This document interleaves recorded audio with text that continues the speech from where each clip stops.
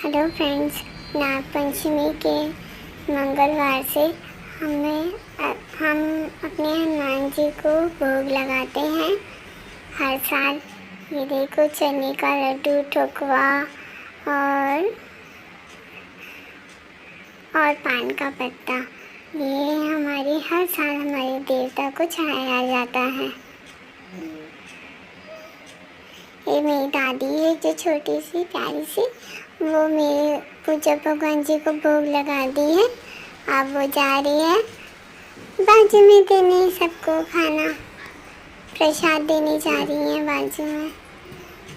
ये मेरे, जाओ दादी जल्दी जाओ, मैं भी आ रहा हूँ। चलो चलो दादी के पीछे। डम डम डम डम डम डम डम डम डम डम डम डम डम डम डम डम डम डम।